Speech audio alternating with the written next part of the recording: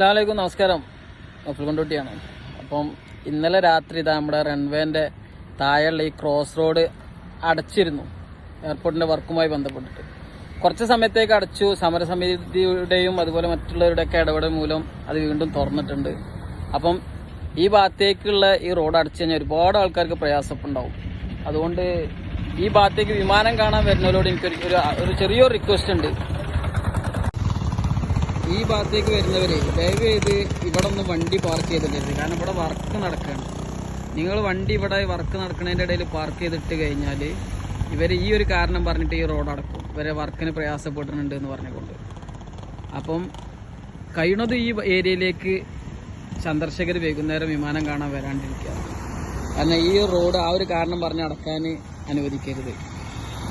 നിങ്ങൾ പുറത്തുനിന്ന് വന്നിട്ട് വിമാനം കണ്ടുപോകുക, അതിനുള്ള പ്രയാസം കൊണ്ട് അവരെന്ത് ചെയ്യും, ഇത് അടച്ചു കഴിഞ്ഞാൽ ഈ റോഡ് ക്ലോസ് ആയി കഴിഞ്ഞാൽ മുക്കൂട്, തറയിട്ടാൽ, കൂട്ടാലിങ്ങൽ മുതൽ കുന്നുംപുറം വരെയുള്ള ഒരുപാട് യാത്രക്കാർക്ക് പ്രയാസമാവും.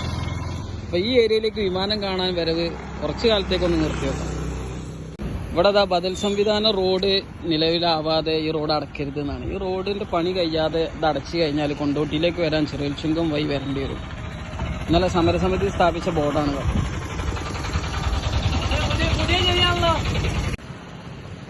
അപ്പോൾ ഈ റോഡ് അടച്ചു കഴിഞ്ഞാൽ കൊണ്ടോട്ടിയിൽ നിന്ന് കുന്നുംപുറം വരെയുള്ള ഭാഗങ്ങളിൽ നിന്ന് വരുന്നവർക്ക് ഒരു ഹോസ്പിറ്റൽ കേസിനൊക്കെ എന്ന് പറഞ്ഞാൽ ചെറുവൽചുങ്കം വഴിയൊക്കെ പോകുമ്പോൾ ഒരുപാട് പ്രയാസീകരം. അതുകൊണ്ട് ദയവ് ചെയ്ത് ഇന്ന് മുതൽ ഇവിടെ സന്ദർശകർ വരുന്നവരൊന്ന് ശ്രദ്ധിക്കണം. വിമാനം കാണാൻ പറ്റുന്ന മറ്റിടങ്ങൾ റൺവേന്റെ ചുറ്റുഭാഗമുണ്ട്. അവിടെ എവിടെയെങ്കിലുമൊക്കെ പോയിട്ട് നിങ്ങൾ വിമാനം കണ്ടിട്ട് പോയിക്കോളി. അപ്പോൾ സന്ദർശകർ കാരണം ഈ റോഡ് ഞങ്ങൾ അനുവദിക്കരുത് കേട്ടോ. ദയവ് നിങ്ങളൊരു റിക്വസ്റ്റ് ആണ്, നിങ്ങൾ ഈ ഭാഗത്തേക്ക് വരണ്ട, നിങ്ങൾ വേറെ എവിടെയും പോയാണ് വിമാനം കണ്ടോളി. കാരണം ഒരുപാട് ആളുകൾക്ക് ഉപകാരപ്രദമാകുന്ന ഒരു റോഡാണിത്.